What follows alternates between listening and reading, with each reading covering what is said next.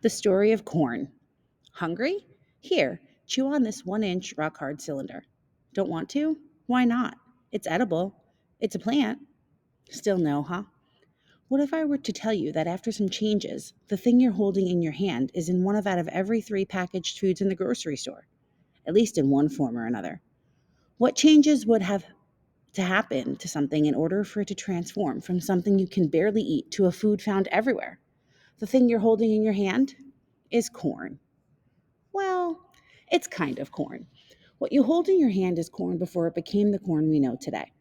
Nature made this dark, hard little thing you cannot eat over many, many years ago. It didn't start out small and hard, but it slowly changed over time. This little plant has been around for a long time because people have been eating it for thousands of years. Natural selection is when the living things that are better at surviving will have a better chance to reproduce. Every living thing around us has changed over time. If something cannot survive, it will die and will not be able to have offspring, make babies.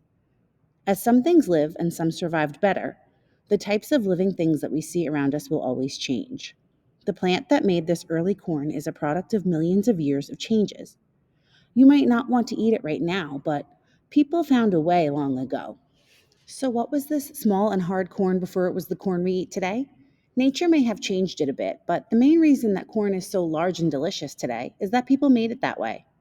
Teosinte is a wild grass that changed over time into the large yellow corn that we know today. Both nature and people helped this grass to change into maize, which is another word for corn. Maize is very important to many Native American cultures. They ground it up and used the powder to make bread and other foods. They also used the dried husks to make things like baskets and mats. The ears came in all colors, red, blue, and white. The plant became so important, in fact, that people decided to take the reins away from nature and start making some changes themselves. As I said before, not all corn looked the way it does today, and people wanted the biggest and best food they could get. If a plant grows bigger ears, they would have more food.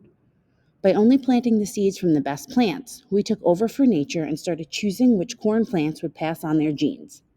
Selective breeding is when people choose what living things get to make new offspring. We always choose the ones that make us happiest. We do it with many more things than just corn, like other plants and animals, like dogs. But corn has made the biggest changes and has a very big effect on our lives.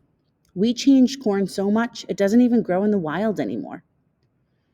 So what began as a plant that people did not have much use for is now in one out of every 3 foods you can find at the store. Nature first made corn through natural selection, killing off any plants that did not survive, leaving room for the plants that could survive to pass on their seeds. Maize was so important to Native Americans that they began to choose which plants would pass on their seeds in something called artificial selection. This was how people took over for nature. Artificial selection is when people change how living things pass on genes or seeds, making them change over time. So now, do you want to eat that 1 inch hard thing?